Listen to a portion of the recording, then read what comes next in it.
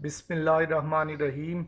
In the name of Allah, the most merciful and the most beneficent.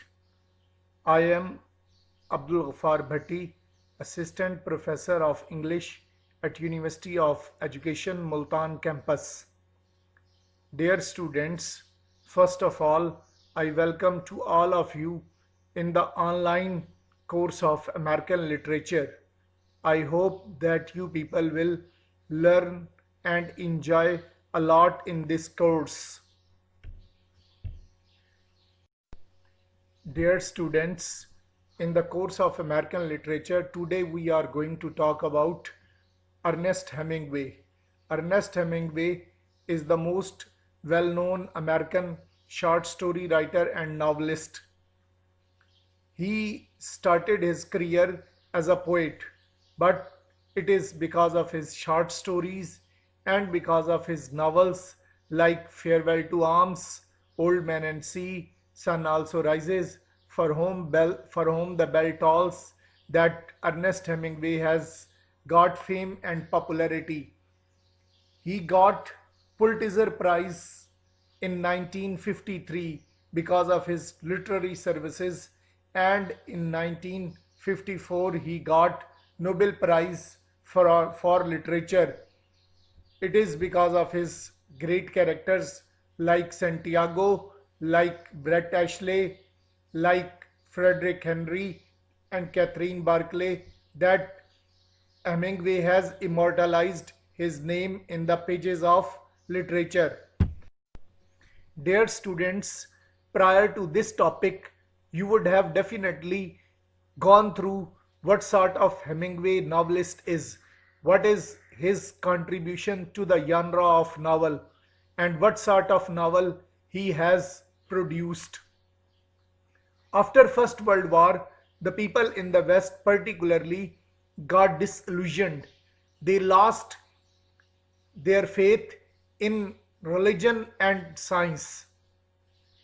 And they started thinking that religion and science, who were being promised as panacea, who were giving solution to all man's problems, they failed to do so after First World War.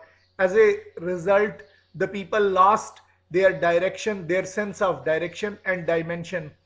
It is in this context Ernest Hemingway has created his novels, particularly his novel The Sun Also Rises. Dear students, today I'll be talking about what does the phrase lost generation mean and what sort of characters there are in Sun Also Rises who are true to the concept of the last generation. The phrase lost generation is oftenly used with reference to Hemingway's novel. The phrase lost generation refers to a group of writers who were expatriates and living in Spain. Basically, these group of writers like Gertrude Stein, F. Scott Fitzgerald, T.S. Eliot, Ezra Pound, Ernest Hemingway, and many others, they flocked to Spain and they started living over there. It also refers to the attitudes of the post-war generation and especially those of the literary movement produced by the young writers of that time. These writers believed generally that their lives and hopes had been shattered by the war. They had been led down a glory trail to death, not for noble patriotic ideals but for the greedy, materialistic gain of power groups. The high-minded sentiments of their elders were not to be trusted. Only reality was truth, and that was harsh. Life was futile, and often it was nothing, meaningless. The phrase lost generation does not only apply to the rejection of past ideals, political, social, and cultural, which marked Hemingway and his companions in Paris, but it also refers to the complete disillusionment with life. These members of the last generation were totally rootless.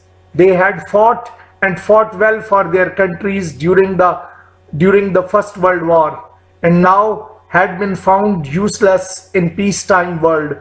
They were naturally embittered at the treatment received for having risked their lives in combat, and they had decided individually to enjoy each day as it comes. It is perhaps easy to criticize these individuals unless one has actually suffered and agonized as they had, and that is why Hemingway has produced a novel, A Farewell to Arms, to show the hardships and effects of the war on his characters. The term last generation is generally applied to those people who had actively participated in the First World War, and as a consequence of this war, they had realized that life was meaningless and futile. The importance of the First World War in collapsing the moral and religious values can be easily seen in the context of Hemingway's novel. Those who had gone to the war had gone under the impression that war was an occasion to seek glory and assert their manhood. It was the first war in which machine had played a very important role, more important than the men who were fighting the war. The unprecedented hatred of man shook their faith in the goodness of man and even the fact of their own manhood. It was the first time that the soldiers and generals alike had come to realize that they were helpless in the hands of the destructive weapons that they were using. The machines had become their masters instead of being their slaves.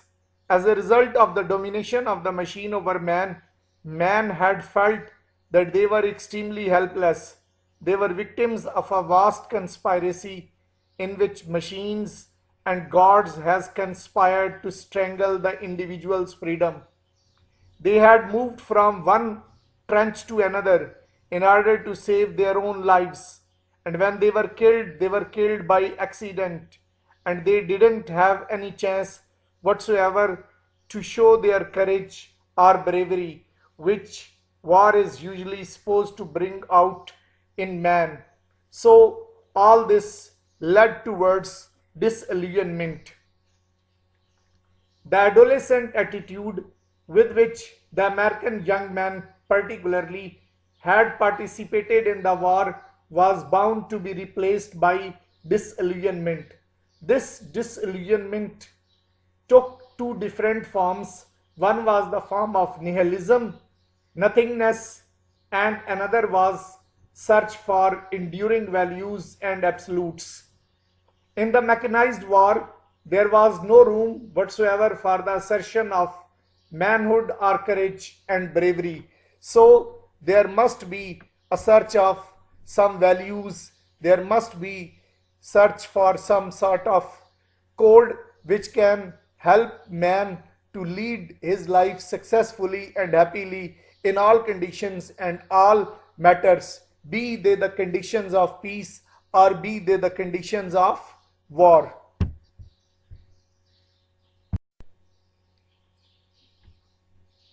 The people of the last generation reacted in a different way. Some people of the last generation, they got disillusioned and gave themselves up to drinking and whoring. Since the previous values were dead, therefore these people, they started living in a world that was beyond moral evil and good. Particularly, they became habitual of excessive drinking and sex. Free sexual relationship seems the order of the day in Hemingway's novel. Britt Ashley, who is one of the most important characters in Hemingway's novel, at one stage is waiting for her divorce. She is in love with Jake Barnes, is engaged to Mike Campbell, has gone on a week's escapade with Robert Cohen, and then she shows no moral burden or moral compunction in going away with the young bullfighter Pedro Romero.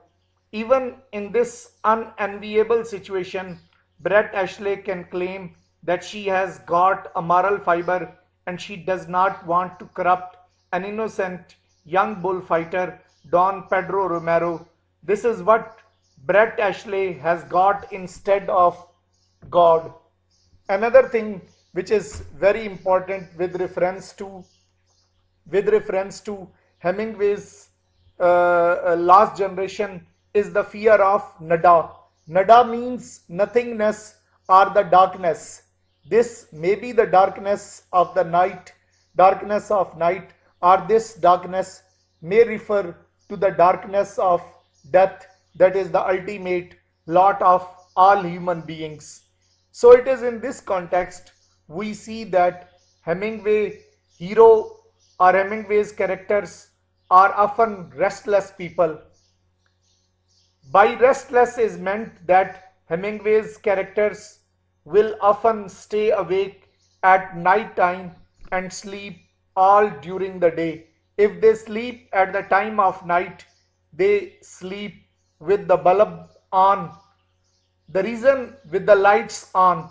The reason for this is that for Hemingway man, sleep itself is a type of obliteration of the consciousness. Night is a difficult, that is why night is a difficult time for the Hemingway hero or code hero, because night itself reminds the darkness of night, and as I have already said, that it suggests or symbolizes the utter darkness that man will have to face after death. Therefore, we see that Hemingway's characters avoid the night, the darkness of night. This is the time that his characters spend in drinking. This will be the time they will carouse or they will stay awake. In many novels, Hemingway's heroes' characters spend the night making love with someone, and only at the crack of dawn they will go to sleep. Another type of people of this last generation, they decided to exhibit a control, and they decided to find the meaning of life, and perhaps to this small elite group belonged Hemingway himself. In Paris, Hemingway was learning to live and to write, and this he could do only by a rigid control. The stiff upper lip became a moral necessity. The code demanded that suffering, being a part of life, should never be shown. It was, in fact, a carryover of the wartime code into peacetime activity. Irony, bantering, indirection, allusion, these are the means through which the characters express the state of mind which they are experiencing in simple words. Hemingway's characters, as I have already said, that they are afraid of nada, that they did not understand, but they could not show it. They were panic, but to show panic would be to show unmanhood. So it is in this context we see that Hemingway's characters, particularly the characters of the last generation, they react in two ways. Number one, the characters who seem habitual of excessive drinking and whoring, and number two, the characters who exhibit self-control. They suffer but they do not complain. They show grace under pressure, and they seem to follow a sort of code. These are the sorts of characters who may be described as Hemingway's code heroes. As I have already discussed the point that in the wake of First World War, all traditional and moral values crumbled. People lost their faith. They were disillusioned. That is why Stein Gertrude Stein commented that you all are people of lost generation. If this was the situation, this was the case, then how man was going to face up reality? The only way to face up reality was with endurance, pride, courage, and silence. Faced with futility, he would accept it. He would neither mouth sentimentalities nor invent lies to give meaning to a meaningless universe. He would endure. He would fashion a ritual of action that would exist by and for itself. And we see that Hemingway hero has all these characteristics. Hemingway hero would create his own reality by imposing form upon chaos, and do this not only in work but in talk and in play. There would be a code for men and women in the very words they used to each other, in the way they hunted, drank wine, made love, knew pleasure, or suffered pain. In short, the individual, that is Hemingway hero, in the words of Jack Barnes of Sun Also Rises, would act well rather than act badly, and in so doing would triumph over futility. Hemingway concept of Hemingway hero can also be understood from his novel The Sun Also Rises. In The Sun Also Rises, there are the lines which have been basically taken from Ecclesiastes, where we are told, one generation passeth away, and another generation cometh, but the earth abide forever. The sun also ariseth, and the sun goeth down, and haste to place where he arose. The wind goeth toward the south, and turneth about unto the north. It whirleth about continually, and the wind returneth again according to his circuits. All the rivers run into the sea, yet the sea is not full unto the place from whence the rivers come. Thither they return again. If life is transitory, short, and unreal, then how man can face this transitoriness and the unreality of life? How man can conduct himself under these circumstances? And Hemingway, for this purpose, introduced a concept of a Hemingway hero, which, as I have already said, has certain characteristics which help him to lead his life successfully. If life is futile and death awaits a person as the inevitable cost of the gift of existence, man must evolve a code. There is no possible victory, but there must not be an accepted defeat. Man must suffer in silence. Those who are suffering can help each other in the lonesome endeavor to survive. There is no trace of sentimentalism, overt emotionalism, or self-pity on hero's part.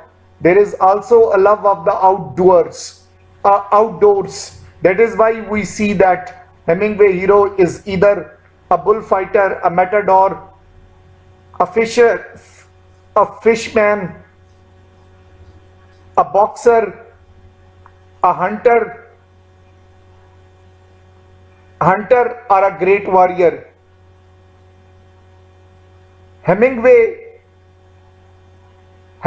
world is the world of the he-man, or manliness. However, the fears and unhappiness are revealed in the dark, which the hero avoids. The exercise of rituals such as work, company, and action, and the suppression of the will, these are the things which are evident in case of Hemingway's hero. And in this respect, the most well-known hero of Hemingway is Santiago, who is the main character of Old Man and Sea. His sentence that man can be destroyed but not defeated sums up Hemingway's hero's creed in a best way. The First World War brought a considerable change in the outlook of the Western people, particularly in the outlook of American characters. The American characters who were brought up before the war, when Western society was still giving lip service, if not credence, to the idea that a demanding but benevolent God did exist and that there was such a thing as human nature.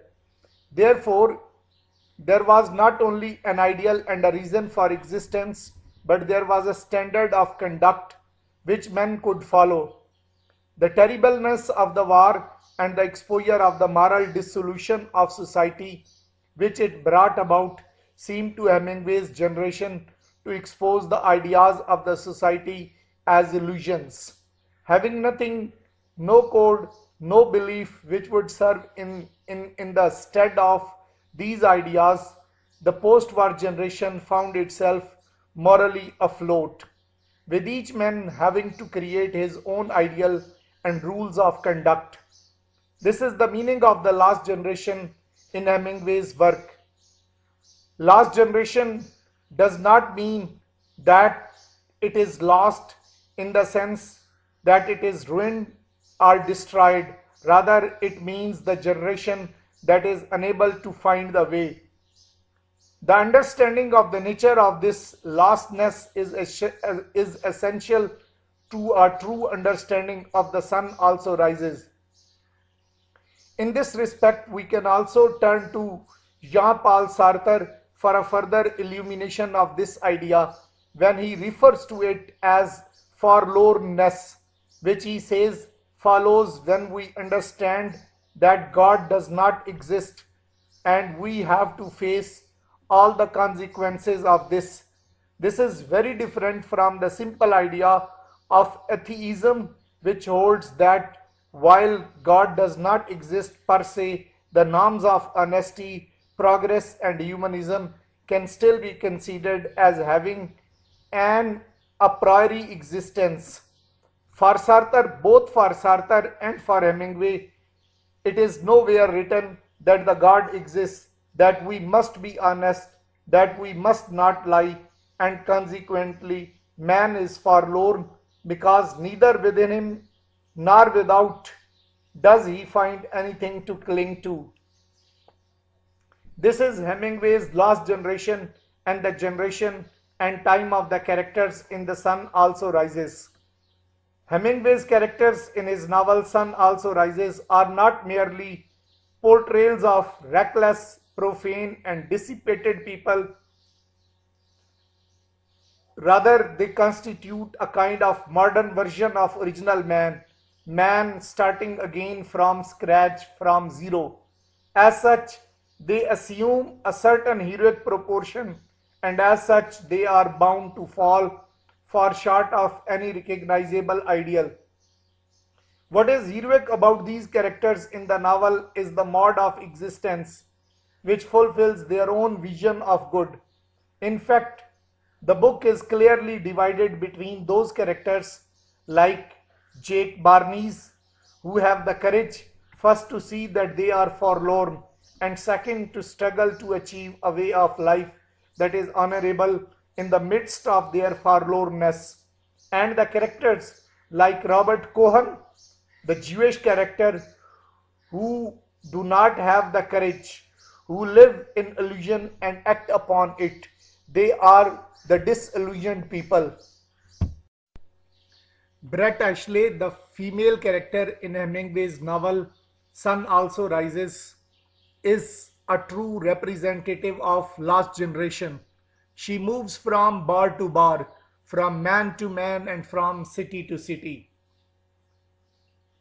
She meets Jake Barnes in a hospital where she was working as a VAD, and she falls in love with him. In Jake Barnes' words, Brett Ashley wanted what she could not have. Now she faces a moral and emotional vacuum, and she is seeking solace in drinking and in sex. She has discarded the romantic pedestal on which the romantic writers of pre-war era had placed women. In the course of the novel, we see that Brett Ashley is engaged to Mike Campbell, going off for a week with Robert Cohen, and then after rejecting him, going off with Don Pedro Romero to wash off the bitter taste left in the mouth by her association with Robert Cohen. Brett Ashley respects Jake Barnes and has even a little tenderness for him. She has learned to be tough and imbibe the code that later on came to be known as the Hemingway Code. When in public, she keeps her essential misery to herself, but when she is with Jake Barnes, she expresses her feelings freely. Critics like Carolus Baker have described Brett Ashley as destructive in her influence on men, but while going out her immorality, they have failed to see that there is a strong moral strain in her. Even this can be seen in the case of Count Mippy Populus. Count Mippy Populus offers Brett Ashley about £2,000 for going with him to some place, but Brett Ashley turns down the offer because she thinks that it is immoral. Later, she sends away Pedro Romero because she thinks that I won't be one of those bitches who ruin children. She even refuses to receive money from Pedro Romero, though she is herself penniless. Brett Ashley is incapable of love. Though she can sleep in a man's bed, she cannot confer happiness on any man in the novel, except for a brief moment like a drunken ecstasy. Brett Ashley cannot enter a church for one reason or the other, and there is some justification in Cohen's calling her Cersei. Robert Cohen, calls Brett Ashley Cersei, who turns all men into pigs and swines when they come close to her and when they embrace her. Her hold on Jake Barnes is so great that he has betrayed his pure passion for bullfighting and even becomes a pimp for the sake of Brett Ashley and goes to Pedro Romero and tries to have a love affair between Pedro Romero and Brett Ashley. Jake Barnes is an important male character in Hemingway's novel The Sun Also Rises. Jake Barnes has been wounded in the genitals and he has become emasculated as a result of this injury. Jake Barnes is a man who cannot sleep when his head begins to work and he weeps in the night. The middle class ways which Jake had inherited from his parents are no longer valid and he is alienated from the society. Jake Barnes' life in Paris consists of a little work. He is a journalist and endless rounds of merrymaking, idle gossiping, and a hopeless sense of the futility of human existence. He moves among an international group of expatriates, and all of whom have been blown out of the paths of ordinary life by the war. It is for such sort of characters Gertrude Stein had used the phrase lost generation, and she had said that you all are people of lost generation. Jake Barnes, the war, no doubt that the war has somehow damaged him in some way more seriously than the physical injury. It has undermined his values somehow, The old values are no more valid, and therefore he is an expatriate in the moral wasteland. He is not sure of himself and is looking for new values in place of the old ones. He is a Catholic technically, but there is no solace in prayers whenever he goes in the church for prayers. According to his own confession, Jake Barnes is a rotten Catholic. Love as an emotion has become sore for him because of the injury he received in the war. The only values that have survived the Holocaust are his love for sports like tennis and fishing and bullfighting, and what the senses report good like drink. The dilemma that the post war generation experienced is epitomized in Jake Barney's words again. Perhaps as you went along, you did learn something. I did not care what it was all about. All I wanted to know was how to live in it. Maybe if you found out how to live in it, you learned from that what it was all about. It is an aimless life that Jake Barney seems to be living. His wanderlust and the endless rounds of drink are opiates against the nada, nothingness that has invaded his life. Whatsoever Jake Barnes may do in company and in the heat of the moment, he feels disgusted with himself afterwards. It was in the night when these thoughts, it is during the night time when these thoughts invade his mind and he feels uncomfortable. What a lot of bulge I could think upon at night, confesses Jake Barnes in in on one occasion in the novel. Don Pedro Romero is 19 years old Spanish person. He is a matador, a bullfighter, and because of the values which Pedro Romero possesses, he may be described as Hemingway's code hero. Particularly, he is the first of the code hero which we see in Hemingway's novels. Pedro Romero is Spanish. He is a promising bullfighter and is an incredibly handsome 19 years old. He is trained by Montia and other bullfighters, for he seems to have the spirit of one of the real bullfighter, the best matador of all times. Of all the characters in The Sun Also Rises, Romero comes closest to being Hemingway's first code hero. Romero stands very straight and his posture reflects his art, that is pure and classic. Romero is not afraid in the bullfighting when he is in the arena. He has mastered the techniques of the cape and the sword, and already he controls the bulls like a master. He has no tricks or awkward contortions as the bull charges at the cape. He does not overemphasize the beauty of his technique, nor does he fake danger.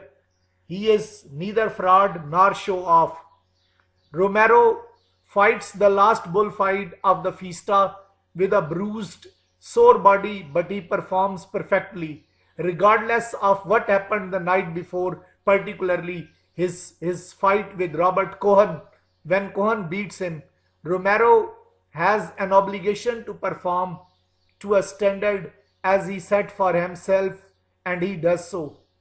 Romero's only flaw is a small scar on his cheekbone, and at the end of the novel, when Romero leaves Brett Ashley, we come to know that he is still only flawed on the cheekbone. Brett has not tainted Pedro Romero. Romero has sustained his strong-willed, correct behavior. In his affair with Brett, he has performed according to his rules.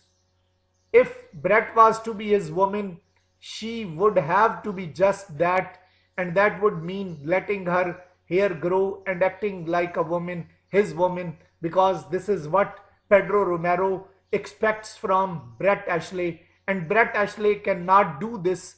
That is why we see that Brett Ashley and Pedro Romero's love affair does not develop.